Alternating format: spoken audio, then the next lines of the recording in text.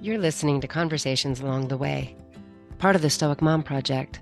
At the SMP, we embrace the Stoic principle of the obstacle is the way, that we can take the hardest things in our lives and use them as a way to learn and grow into the best versions of ourselves. If you're here, you're likely a growth-oriented parent of a young person who's navigating the world through a trans identity. I'm Stoic Mom, a life coach and educator who is also a growth-oriented parent of an adult trans-identified daughter. I've committed to having guests on this podcast to bring messages of healing. I invite other parents who found healthy ways to navigate this destabilizing circumstance, whose stories and strategies may inspire you. I also invite professionals who I believe have expertise that can help you regain solid ground and reframe this circumstance in a way that supports you to learn and grow from it. Today's guest is Chuck Gafvert, certified Jungian coach and founder of Political Detox Coaching. I hope you find value in healing ideas from our conversation. Okay, good. Yeah, I just wanted to make sure I was recording. I actually did one time interviewed somebody and didn't record. It was the first time I did a live interview. I forgot to hit record. So at least the people that were live got to benefit from the conversation. Yes. It was devastating. Oh my goodness, it was harsh. No, you can laugh about it now, but I'm sure it felt pretty bad at the time. Yeah, it was rough. Yeah. And one of those times where I got to practice, recovering and recognizing it wasn't the end of the world. So, like most things, right? Exactly. Yeah. Yeah. Okay. With me today is Chuck Gafvert, a Jungian coaching colleague of mine. We met in the same certification program. And Chuck is the author of the new ebook, 5 Steps to Immediately Start Detoxing from Politics. And when I saw that title, Chuck, I knew I wanted to have you on the podcast. So thanks for taking some time to visit with me today. For the audience of the Stoic Mom Project, I think that we can have a really beneficial conversation that will. Absolutely. Thank you so much for having me. It's an honor to be here. I wanted to start by inviting you to share what inspired you to become a Jungian coach. Yeah. Yeah. So I'll just kind of run backwards a little bit here and tell you that I had a corporate career. It was 25 years in technology, and started out as a programmer and then got into management pretty quickly. I was never in love with the technology. Like many CTOs, they love the tech. I was more interested in, especially managing people, the one-on-ones, the career development, the solving of problems, the building the teams type thing, and helping people kind of get to the next level in their career, helping them grow. That was always the part that really enthralled me. And I always kind of looked for a way to do that full time. And then after I was basically ejected from my corporate career, I had just kind of reached a point where I had a more and more responsibility, to the point where I was just overwhelmed, and hit a point in my life that I was totally burned out mentally and physically, and was in a job for less than a year that just turned out to be a disaster after a fairly successful career before that. It put me in a space where I was in the position to kind of evaluate the second half of my life. What do I really want to do? Have the things that I've been doing really aligned with my highest values? Or how about, what are my highest values? Mm-hmm. So I did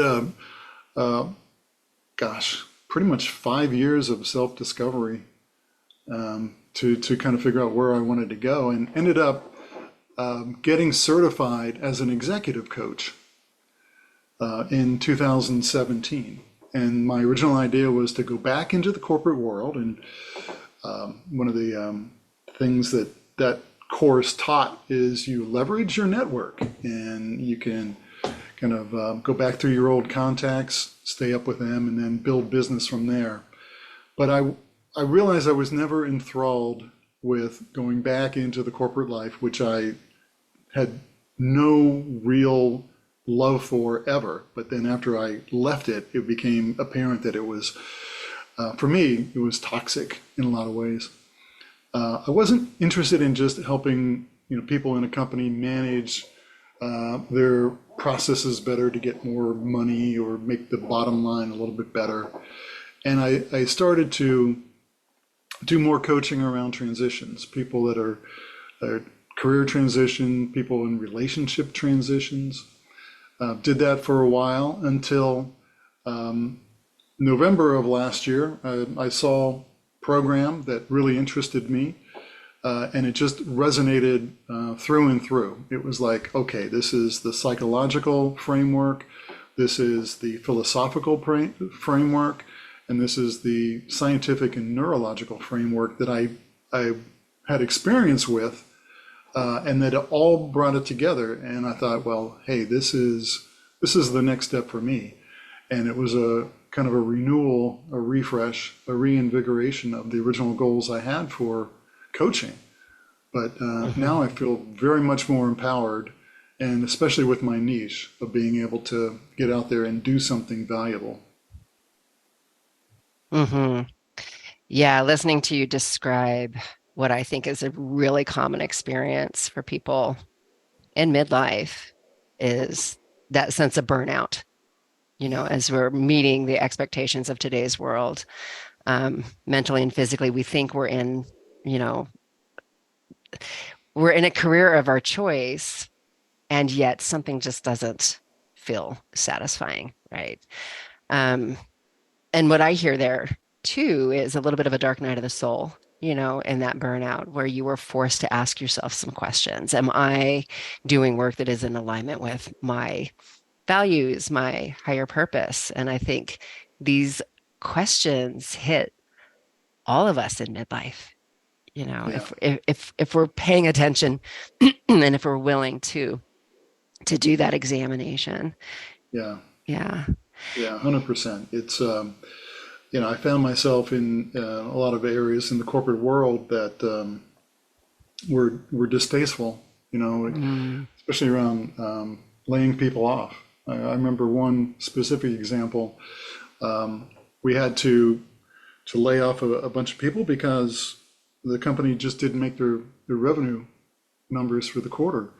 And I was the manager. I had to sit with the employee and tell him that his position has been eliminated. And his response was, "What did I do wrong? What did I do wrong?" And there was nothing he did wrong. Right. He was a good performer. It wasn't the best, but the fact was that the company wasn't making their numbers, and the first thing they did was cut people. And that's an aspect of corporate life, and that's reality. But I wasn't allowed to say that.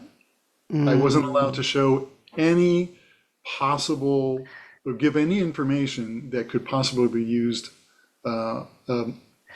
against us in a lawsuit. I couldn't even say, "I'm sorry this is happening." Oh, Right? okay. I couldn't express Yeah. any emotion. I had to stay on a script, and it was like, I might as well be a robot here. Mm. There's no humanity here at all. That's the word that came to my mind, humanity. There's no Yeah, humanity here. yeah. And so, you know the niche that I work with, and who makes up my body of listeners and subscribers. And I would say that too describes a very common experience that my listeners go through. A term I've heard for it comes from the theory of positive disintegration, and it's called positive maladjustment, Hmm. which I think is just part of this midlife crisis, if I might. I know that's, Mhm. kind of a cliche term, but I think it's appropriate, and it is part of this invitation, I'm going to call it, to examine our values. When you are sitting in a meeting like that and what you are experiencing is this mismatch between the task that you have been assigned, and your values, what you know inside Yeah. to to honor the other person's humanity, what that requires, and not being able to do that. And so then Yeah. what do we do? What do we do? And that's it was like a knife in my gut. Hmm. I will always remember that feeling. It was a knife in my gut. And to your point, yeah, the I would term that as like discontent. There was a rising feeling of discontent, Mm-hmm. which later on I realized was actually a good thing. Hmm. Say more. Hmm. It was an indication that I have outgrown the confines that I was in. I was ready for something different, for something new. The old skins, the old wineskins were bursting. So there's that invitation again, I think. Yeah. If you recognize it, which I think can be challenging for a lot of people, it can be really, it's a painful experience when the wineskins are bursting, when what that's going to demand of you to make that change, Yeah. that part takes a tremendous amount of courage, I think. And I think a lot of people can and will suppress that for as long as possible, kind of push that away and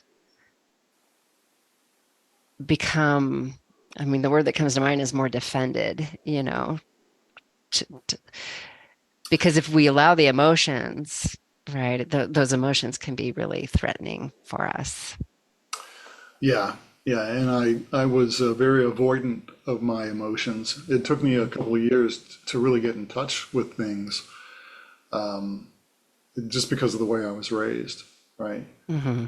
Hmm. But I think the irony is most human beings spend their life avoiding painful situations. Hmm. But the irony there is the most transformative events of my life were ones I would have never consciously chosen, Hmm. and that did create pain for me Hmm. because the pain was me moving out of my comfort area and exploring areas that weren't pleasant in my psyche, you know. Yes, yes. My listeners hear me say often the Stoic tenet of the obstacle is the way, Hmm. which is what I'm hearing there, that there's much information in that pain if we move toward it and explore what it's inviting of us. And I think the consequence of not doing that, you use the word discontent, and I think that becomes a chronic state that will take its toll on our mental and physical health. So, Yeah, yeah. yeah, absolutely. If we can turn and face that pain, we can actually see them from a different perspective and receive the gifts that they have to offer. It's looking forward, you can't see it, or when you're in it, it's hard to see it. But looking back, you can connect the dots. Hmm. And for me, relationships have always been my greatest teachers, and I Hmm. don't Hmm. I don't have the suffering and experiences that some of the people in your group specifically have. But oh my gosh, I've been through the coals on relationships to the point Mm. where 7 years of suffering in one, and I can recall events back then that caused me so much pain. Now, now considering them, I realize she was actually telling me something I needed to hear, and Mm. I was so defended. Hmm. I was so defended and hurt because it was like an affront against my ego. But what she was saying now, I can see it from a perspective, and it's like, well, that she could have been Shiva. She could have been the universe speaking, because those words to me now were exactly what I should have been listening to at that point. Mm. To find why is there a huge resistance against that? Hmm. What am I pushing away? Hmm. Why am I Hmm. not really listening to her? Mm-hmm. Mm-hmm. Mm-hmm. Yeah, I've got a question written, that's posted on my wall, always visible when I'm in my office working with somebody is, what is this resistance inviting me to develop in myself? You know, Mm, that yeah. that that we're talking here about our relationship to resistance. Yeah.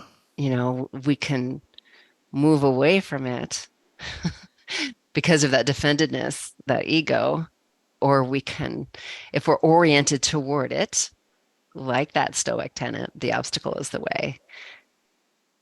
What's the information? How can I use this to grow myself? Mm, Yeah. yeah. It's quite a thing. I mean, I remember one story, one example. She was telling me I wasn't listening to her, and that greatly offended me. And I'm like, how dare you say I'm not listening? And then later on, I realized by definition, I wasn't listening to what she said because I was defending myself and I couldn't hear what she was actually saying. It's crazy. And I thought, she was the one with the issue. I could see her flaws, but I couldn't see my own. Yes, yes, yes, yes. And it's wild that you bring up that exact situation because that's what happened for me. That was a real turning point for me, Mm, is discovering that my daughter didn't think I listened. She mm, was filling in a sentence blank, if only my mom would. And she filled it in with listen. And I was stunned when I saw that. I was like, what is she talking about? I spent mm. so much time listening to her. And it's interesting. It set me on a path to understand what listening means and what it means to feel listened to.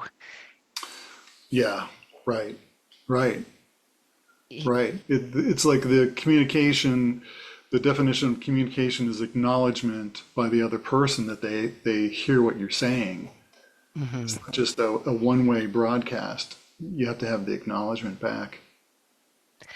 Exactly. It's that need to be seen and heard. And yet, typically when we're in communication, we're wanting to solve the problem, right? I think that's what parents find themselves doing, is either trying to fix the situation or distract. If the child's in distress, then we want to distract them.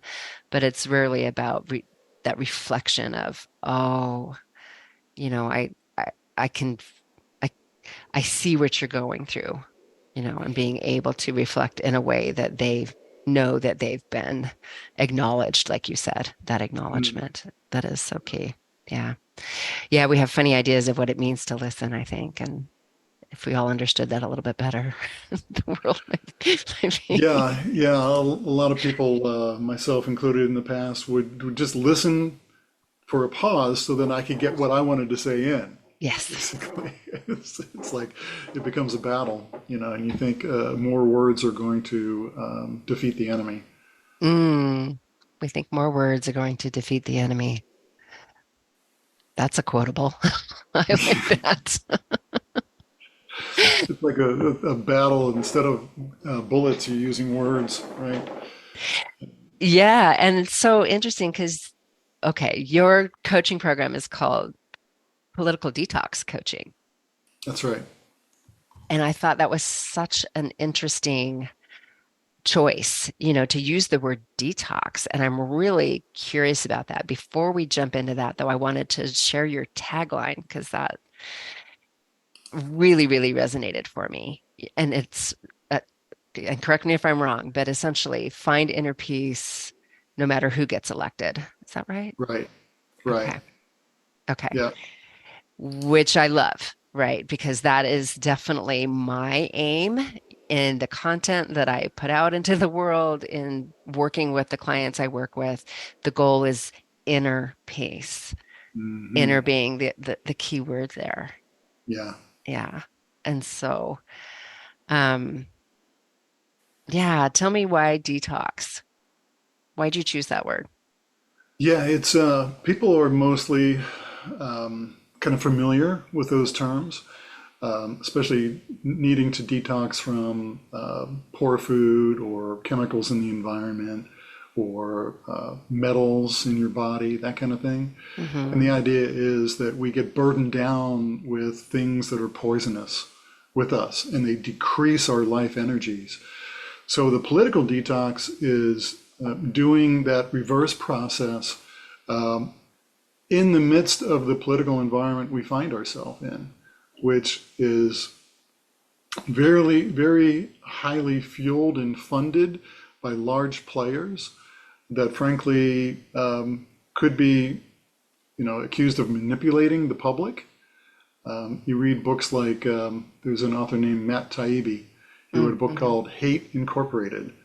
And it's got pictures of two pundits on the front cover. One is on the left, one is on the right. And there's business model there, to really pander to your base. And there's no shortage of news that can be interpreted with incredible bias directly against the opposition all the time, right? And what we find in a lot of the news cycles is there's, unless you really curate your sources, and there's not many of them out there, they're all biased to kind of enrage people and outrage them against the other side. And it's just like this, it becomes an addiction. We become addicted to how bad the other side is. And then you want to hear more, and you want to hear the latest outrage, and how could they be doing this? And this is something we have to be angry about. And whether we can do anything about it or not, oftentimes these messages tell us what we're supposed to be angry about and what we're supposed to be outraged about. And unfortunately, it's a big business. And in the ebook, I equate it to, one of the sections equates it to the food industry. Like there's literally billions of dollars that are spent in the food industry to figure out the best percentage of salt, sugars, fats to put into food. They do hundreds of experiments to find the exact crispiness of a Doritos chip and the right amount of salt and the right amount of flavor so that you can't stop eating them. You finish the entire bag. And Frito-Lay makes a lot of money on that. And they don't really have consequence on what it does to people's metabolism or the obesity epidemic that we have in the US. There's really no accountability for that. And in that aspect, you have to understand that we're in a toxic environment with food. It's just a very unhealthy environment in most Western countries, and especially in the US. And I think that's why we're seeing issues with health and diabetes, obesity, and all that. But you can make the same claim mentally with the diet of news that we're consuming. And you're seeing more and more mental stress and suffering and people kind of breaking at the limits, behavior-wise. People being triggered and outraged on a daily basis. And this is not good for mental health. And this goes to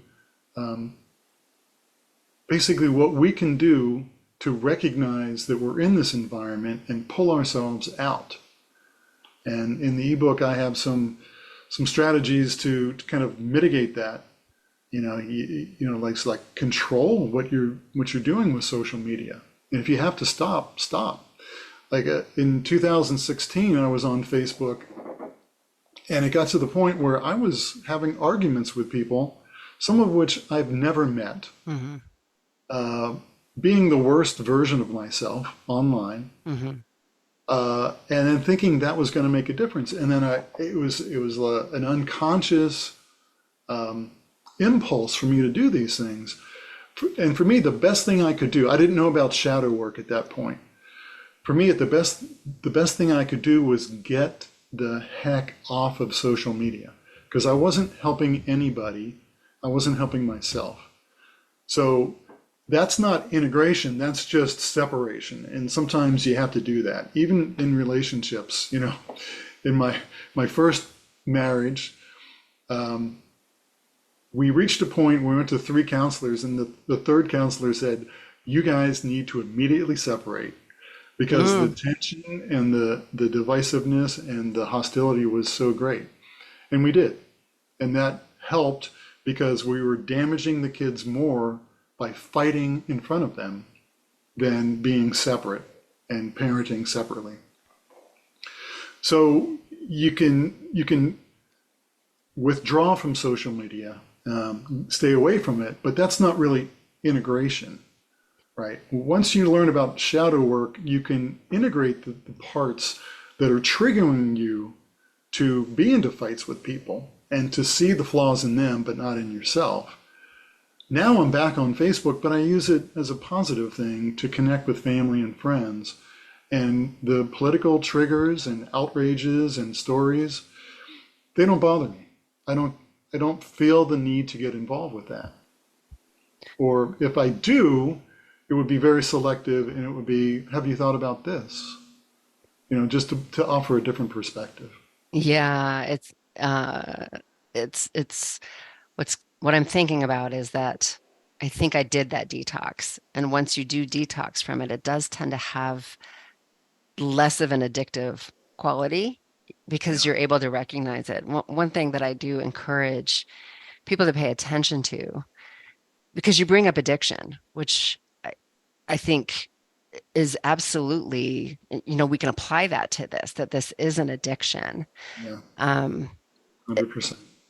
and it's, and one of the definitions of addiction is that you're never satiated. Hmm. And that's when I recognized it, is that I was going for these certain rage hits and would realize that I couldn't put it down. I was looking for a certain level of hit, just like you hear about with drug addicts, that at some point they've got to keep upping the dose in order, to feel satisfied. And Yeah, and there's that's a zero sum game, right? Like you're never going to win that. You can't. You're just going to get deeper and deeper into it and more addicted to it. yeah, And I recognize that was happening. And I think a good indicator for people to pay attention to is that sense of righteousness. That's what they are addicted to often when they are in the doom scroll, as that's a great they're point. seeking those righteousness hits. Yeah, yeah. That is one of the greatest indication that you're dealing with shadow, when you feel morally righteous or superior to the other person. Hmm. You, Hmm. what's happening is that you have something that you pushed into your shadow. You know all this, but just to say Explain it, it, yeah, to the audience. I'm sure my audience could use more information about what that yeah, means. yeah. What is Just shadow? just Hmm. briefly, persona and shadow. The persona is the parts of my personality that I want to project to other people. Hmm. I've learned that these are good and acceptable and help me fit in with my family, my friends, my society. They were attributes that were encouraged and praised when I was young, and I learned to use them as a mechanism, as a tool. But conversely, the other side of every attribute gets pushed into the shadow. And the shadow is not bad, it's just a place that is a storage area that we're not even conscious we're doing it, but we push the behaviors that are the opposites of the ones that we want to present to the world. So, a really good example of this one I use a lot is agreeableness. Agreeableness is a wonderful trait to have. It's great for teams, and women tend to be higher in trait agreeableness, which helps them smooth over things in the family, smooth over things in their clan. But the problem is when you're in certain situations and you're too agreeable, you do not advocate for yourself. Hmm. So the disagreeableness gets pushed into the shadow, and you don't want to appear agreeable, but you may be in conversation with your boss around review time, and he just says, well, there's no money for you to get a raise this year. You did a great job. Everyone loves you, but we just don't have any money for the raise. And an agreeable person will feel like, I really can't advocate for myself here, or they're going to think that I feel very uncomfortable being disagreeable. Mm-hmm. And that's not the only reason, but that's one reason that there's a disparity in pay between men and women. Like, I've had men that worked for me in my managerial career. They didn't get the raise. They were in my office every week in our one-on-ones saying, what do I need to do? How do we need to do this? How can I get this raise? Chuck, you need to help me here. You need to, and they just would not let it go. And they were polite, but they were disagreeing with the corporate edict where there's no money here. And, one guy, it took him 6 months, but he got his promotion. Mm.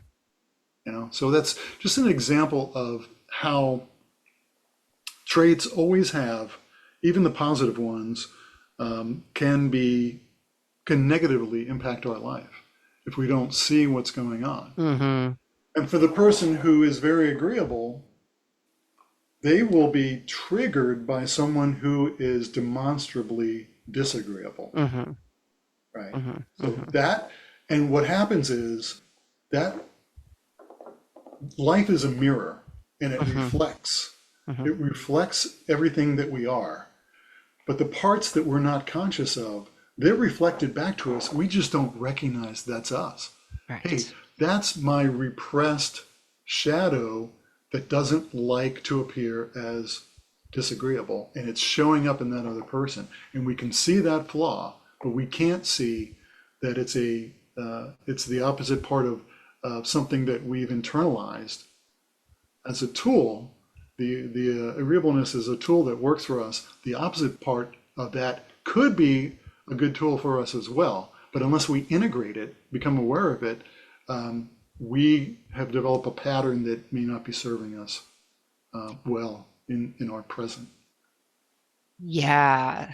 Let's, I'd love to have you connect this idea back, uh, that the external world basically is reflecting our internal conflicts. That's kind of what I'm hearing you say, right? Yeah, It's giving us a mirror of what's going on in our own psyche. And so how do we use this knowledge and understanding towards inner peace? That's a big question. yeah, But yeah, yeah, back to that tagline of finding inner peace no matter who gets elected, right? That's where we're going with this, the importance of shadow work to inner peace. So I'd love exactly. to know how you'd answer that. Hmm. Yeah, exactly. So, um, first of all, it starts with a genuine understanding and appreciation that there's something wrong. Like, there's some people that are triggered by these things, and it's hard to approach them because they're very much ensconced in their identity or their beliefs, and they may have to go a little bit farther in their journey before they're open to inquiry. Hmm. But for many of us, we see the stress that it's causing in our lives. We see maybe sleepless nights. We see endless worry. We see, I've talked to people that are worried about democracy ending, Hmm. and Hmm. 8 years ago, we were worried about um, nuclear war, Hmm. just the worst possible outcomes from the election process. And now, frankly, now I see both sides talking about the same thing, which is, oh, if this candidate is elected, we're going to see the end of democracy. Hmm. So first of all, it's a recognition that these thoughts and beliefs are making you suffer, and do you want to take an honest look at them? And it's an examination of thought by thought and emotion by emotion of what is really going on here. And the emotions are a flag that we may be thinking or believing something that's not true. Say that And again. S- The Emotions are a emotions, flag. yeah, the negative emotions are they're a flag that we may be thinking or believing something that's not true. Okay. Okay. So in the kind of sorting this all out, you start with something that's experientially being felt by someone who's in the situation of suffering, and it's you're looking to place a little bit of distance between the emotion and the person who's observing it, right? So and you know that because we do visualizations about emotions all the time, Hmm. and one of them is okay. Where is the emotion in your body? What Hmm. does it seem like? What does it feel like? Does it have a color? Now allow that emotion to expand outside your body. So you're detaching the emotion from who you are. And it's a very subtle technique, but you're showing people that there is an observer behind all of this, that we don't have to be velcroed to an emotion or a thought. Even the thoughts come and go across our minds. Some thoughts are valid, some thoughts we don't really need to hang on to them. But understanding that there could be a distance because always there's some observer watching these thoughts. So by definition, we're not our thoughts and our emotions. They're part of us, but just because we have a thought doesn't mean it's true, right? So you get people to the point where they're just a little bit more introspective about exploring these concepts, and you find a little bit of separation between thoughts and emotions that may have been previously dominating thoughts. And then you can go a little bit further and say, okay, you're dealing with this thought. Um, is it actually your reality or is it imagination? Like I had a very distressing thought after a breakup. I'll just use the example of my relationship. The distressing thought was, I'm never going to find anyone else in my life. So when I examine that thought and say, is that really true? How can I really know that's true? What's true, what I could say is true at that moment is for as far as relationships, I'm alone right now. Hmm. But it's not true to say I'll never find anyone for the rest of my life. And that's what was causing me to suffer in that moment. And when I could see that that's just pure imagination, the reality is I don't have a relationship right now for me at that in that moment. I did not have a relationship. That's acknowledging reality.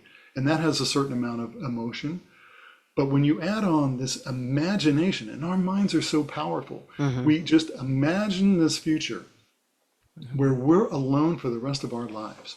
And it's crushing. It feels unbearable, unbearable. So you can do the same thing with any area of suffering. You examine the things emotionally that make you suffer and the thoughts and beliefs that make you suffer.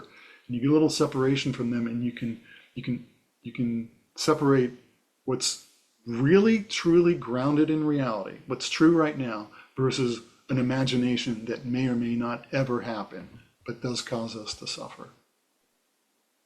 Yes.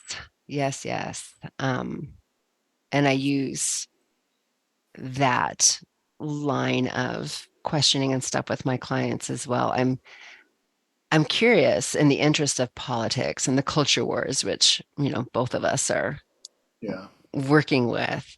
If we take something like the thought that democracy is threatened, do you put it through that same process? It is democracy actually threatened? What do we do with that? When the world as we know it yeah, feels like it's on the line. yeah. Yeah, the first thing I do is to help kind of regulate the emotions around that. Until you really deal with the emotions that are packed around that statement, it's hard to do the inquiry because people just get wrapped up in the emotional aspect of it. But just doing some investigation on the emotions and then using anchoring in the opposite emotions. And one of the techniques we use is visualizing the stressful emotion, but then also countering that with the emotion from a wonderful time in your life, and then bringing those together. It's kind of the merging of the opposites. And many times that'll just bring the client to a still point, a still point where things level out. And then you're in a position to take the next step, which is to look at phrases like, we're going to lose our democracy. Well, is that really true? Is that really true? Does it feel true? The answer may be yes. And then you ask again, do you really know that we're going to lose our democracy? And the answer is either yes or no. And people can still feel very committed to that belief. But then a great question to ask is just to separate, again, what's going on in the mind is, how do you feel when you believe the thought, democracy is going to end? And then the client can describe that in detail. And then you do the opposite. Who would you be without the thought? How would you live your life without the thought, democracy is going to end? And the goal of that little exercise is to show a person that whether democracy or not ends, what's causing their suffering right now is their thoughts and their beliefs. And perhaps some things about whether the democracy lives or dies are out of our control. So bringing it back to the inner peace, the only thing we can do is look at the thoughts and beliefs that are causing us to suffer in this moment. Dealing with what are the triggers behind that. Who said democracy is going to go away? Why do you believe that? What's that attached to? And you probably find this as well. It's the thing is never the thing. And the stress we find in politics, it's really not about politics. It goes back in my work. It goes back to a lot of things that happened in teenage years. A lot of times it's resistance, rebellion that's still unresolved, and it's the same pattern, but it's now manifest because you've got this very target-rich environment that is the social culture wars, and you just naturally fall right back into it. But the actual cause, the pattern, could have been a familial archetype that was never properly resolved, and it goes back to that. An issue with the father, an issue with the mother. So we're back into shadow work. We're definitely back into shadow work. I guess I've got non-attachment on my mind, and you and I, coming into this conversation, knew we wanted to hit on that a little bit, and it's something that we're going to be exploring in our online community, the SMP online community. And it's quite possible that democracy is threatened, don't you think? I mean, do you think it's possible to have inner peace without democracy? I think it is. Yeah. I think it is. Because regardless of whether something happens to democracy or not, we're in a much better position to do something about it if we have inner peace, if we're not conflicted, if we're not carried away in the wave of emotion and perhaps a hysteria about it. Yeah. Is is inner peace dependent in any way on external circumstances? Do you think it is? Yeah, theoretically, it is not. I think we can get to the point where we have cleared up the triggers that have been patterns in within our own lives. It sounds strange. It does sound strange, but it goes back to, is the universe friendly or not? I'm so glad you asked that question. Yeah. And that's something everybody has to resolve on their own. Hmm. Um, Well, let's look at the question. Is the universe friendly or not? And I would right. say the answer is yes. Yes, it's both hostile and friendly. And what is our experience of the universe dependent on? Right. Right. And my experience is that the meaning of events are self-determined. Hmm. Two people can look at the same event and have vastly different meanings assigned to them. Yes. And one of my earlier insights was that if my perception on my perspective on the world is valid, then I have to say everybody else's perspective is theoretically valid as well. So either all perspectives are valid or none are. Mm, And I think the truth is a combination of that. mm-hmm. We live in a relative world, so there are relative things that are better and worse. But from an absolute perspective, you can at least play with the concept that all these perspectives are equally valid. So, getting back to the universe, it's like, yeah, there's a lot of things in the universe that precede. There's birth and death and suffering and joy. But everything that's ever existed and everything that's ever happened has brought us to the point where we have a life now. So how can we say that's bad? I'm very thankful for my life, and it's like everything that's happened in on Earth, in the universe, all the birth and destruction has brought us to the point where we are now. It's really just a humbling aspect of life. And one thing I know is that I'm not God and I'm not in charge of all this stuff.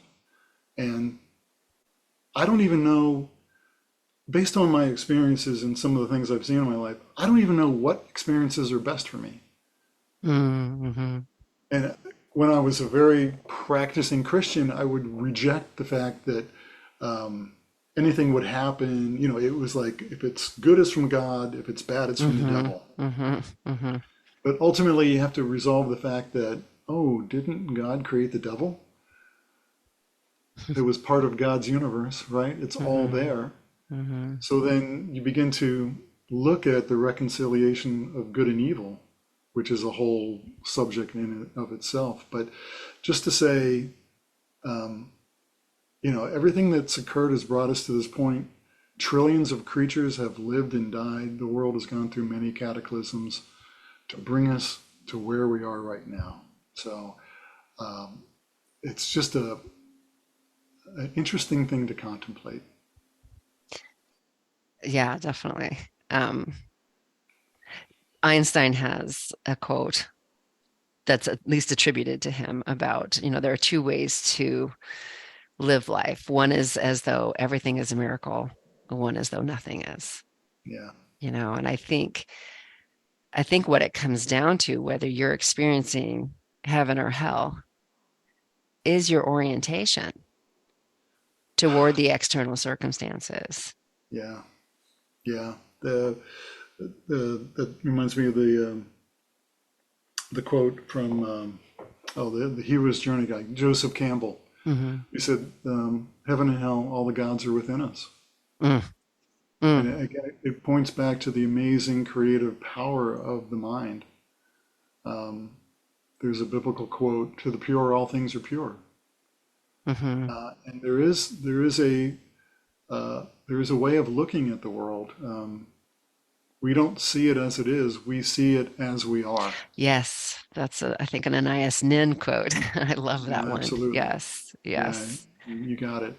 So, unless we resolve the internal divisions within us, we're going to project them onto the world. Hmm. And Hmm. the fact is, if we take action out of a divided space, we're just going to make things worse. We create more We're gonna division. Hmm. yeah, we're gonna give our life energy Hmm. and make the fight bigger, make the fire larger. It's pouring gasoline. So the importance of the shadow work and the things that you do and the things that the Jungian coaches do is cannot be overstated, because we're actually helping people resolve the shadow divisions within themselves. And it's not that the motivation to act is going to go away. It's just going to come from a different place. And honestly, when you're engulfed in emotion, you cannot use your brain, the neocortex of your brain, in the way that its evolution has given it to us. There's, if we have time for just a brief example, in the news, I saw an interview. Bill Maher was interviewing Hmm. Robert De Niro Okay. on his real time show, and Bill Maher or Trump, De Niro was going off on Trump, how horrible he is, and how a despicable human being he was. And Bill was trying to move the dialogue along, and he just asked, "What do you make of the fact that there's these polls that show Trump is gaining in certain segments of the population? What do you think is going on there?" And I think it was an honest question by Bill Maher. But Robert De Niro, great actor, he what he said was, "I don't know. I don't know why people support Trump. All I know is I don't want to feel the way I did in 2016 again." Hmm. Bill Maher pushed him again on why would somebody support Trump? And De Niro came up with a story about maybe they're just all bad people and they're just trying to troll. And see, there's an example, and I'm not calling him out negatively. I'm just saying, here's an example of someone who is not processing the emotion and can't get to the next step to make a logical argument or to convince a follower of Trump why that position is wrong, because he can't get past the emotion and he can't process it, right? Well, and I'm seeing too the result of that is that tendency to dehumanize those who disagree with us.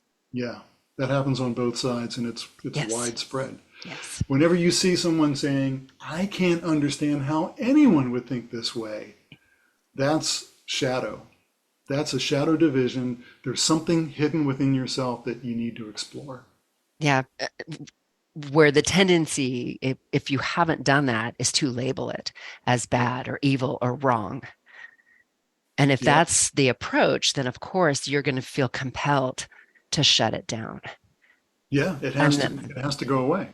yes, It has to go yes, away. And the more you feel that, the more extreme actions you would be willing to take. yeah, yeah. I think you and I both recognize that the way to a more peaceful world is more people experiencing inner peace. Yeah. It's not trying to force peace on others. That doesn't work. It's like trying to get a spot off your face by rubbing the mirror. Yes. Oh, Rubbing the that's mirror. brilliant. I love that. You're rubbing the Yes. mirror. You're rubbing the mirror. Yep. And if you take that analogy to the extreme, and a lot of Eastern philosophy talks about this, I mean, Buddhism talks about the mind as a mirror, Hmm. that you're not actually seeing anything other than yourself Hmm. projected. And I mean, when you think about theory of the mind, you can, Byron Katie has this statement that no two people have ever really met. Hmm. I'm not meeting you. I am meeting all my projections, my experience, my assumptions on who you are. I Hmm. can't get inside your mind and actually meet you. I'm meeting my expectations and projection of you. That's as far as I can go. Hmm. Hmm. Hmm. And in my own life, I know that has led me to problems with people because I find myself, I have found myself projecting things that's not even what they were talking about. I was defending or projecting and advancing things that weren't even them. Yeah. Yeah. So to be able to step back and realize that, I mean, when you think about the limit and think about the world as a mirror to your own self, it's it's humbling. It's humbling. It's also freeing. It's also the key to your agency. 100%. If I have to wait for the world to change Hmm. before I have inner peace, I am never going to find it. That's right. That's right. I have I to think wait I for the read right that person. in your book. Yeah, Sorry. Yes. yeah, yeah. If Yeah. I have to wait for the right person to be elected, Hmm. if I have to wait for my spouse to act the way I think they should Hmm. before I Hmm. have peace, I have given up my power to somebody else. That's right. I am powerless. That's right. And that's why inner is such a key word there. Inner peace is not dependent on external circumstances. Right, right.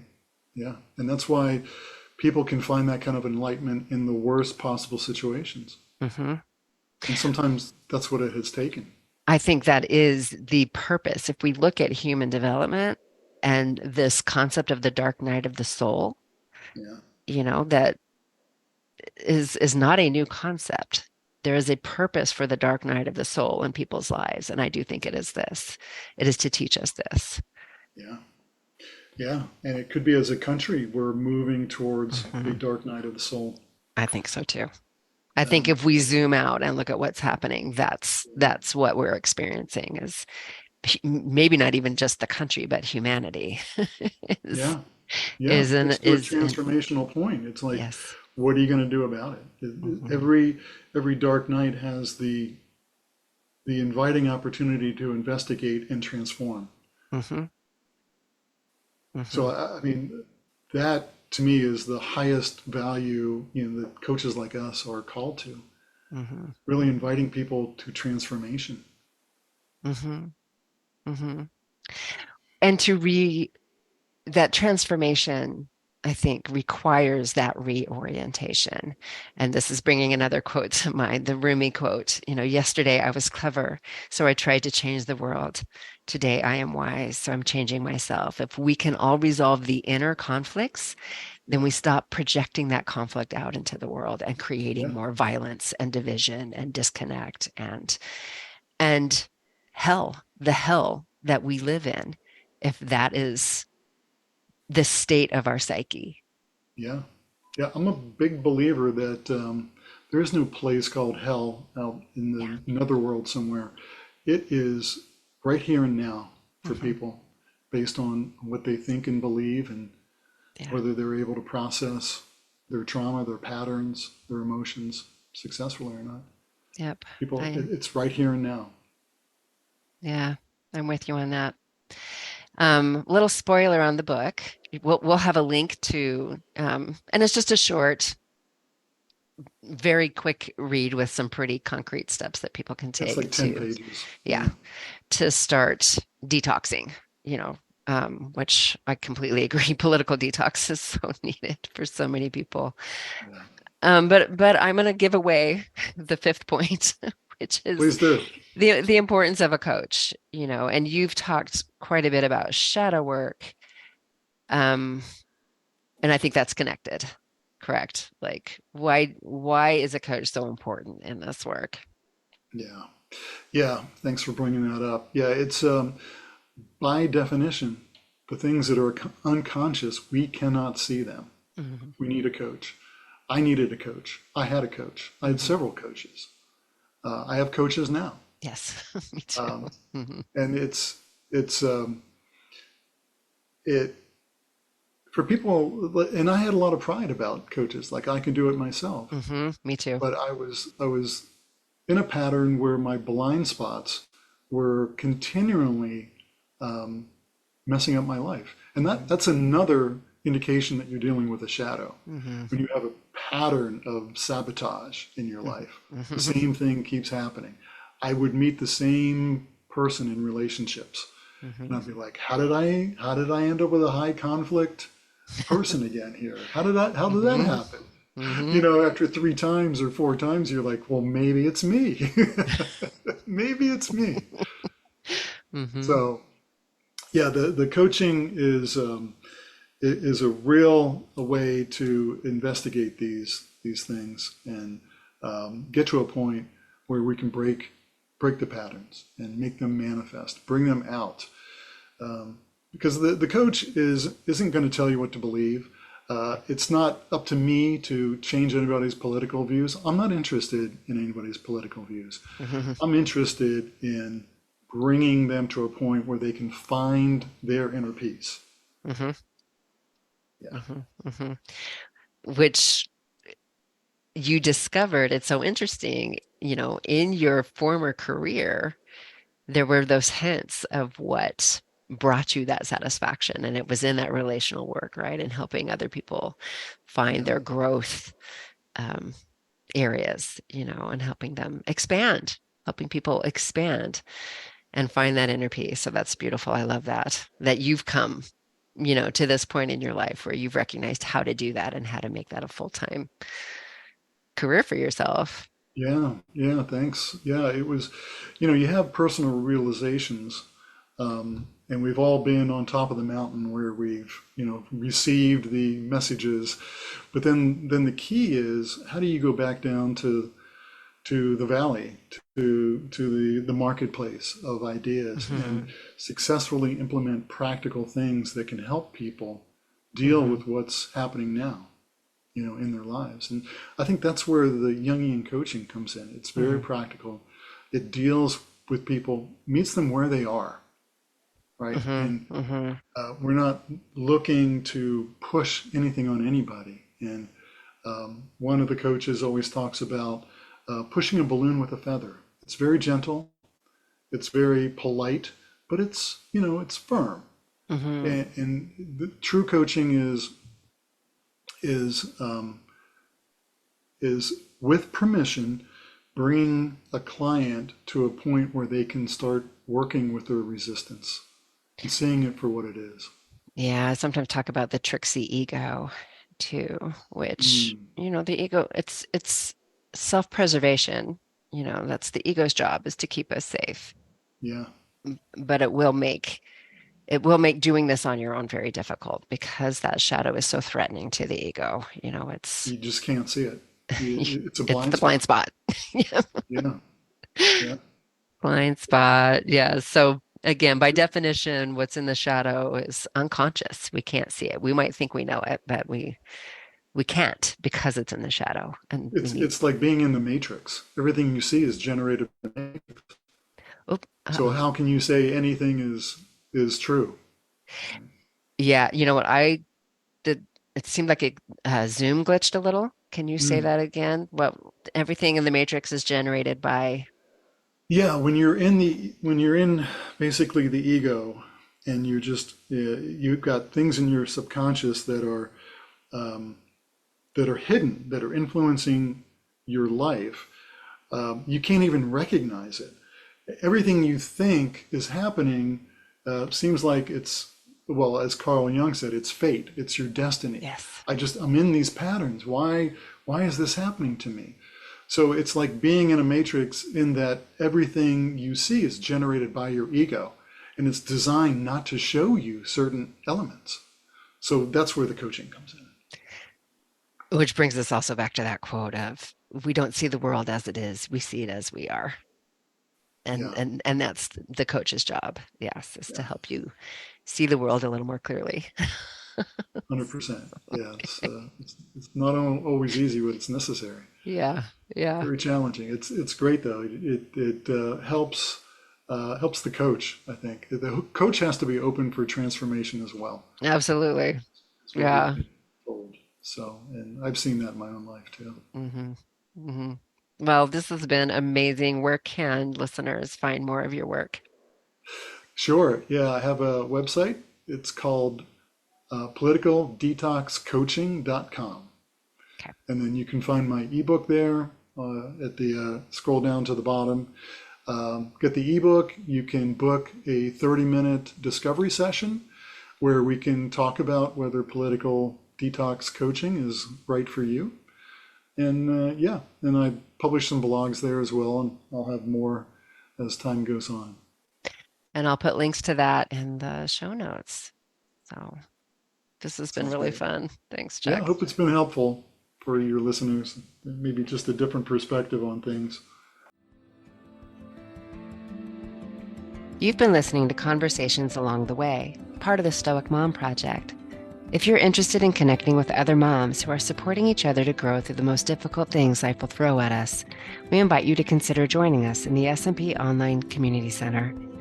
This is a private, vetted community created specifically for moms who share this circumstance. For more information and to express interest in joining, please visit the SMP Community Center tab at stoicmom.substack.com to learn more, or simply fill out the application included in the show notes of this episode. Thanks for listening, and hang in there, Mama. There's light at the end of this tunnel.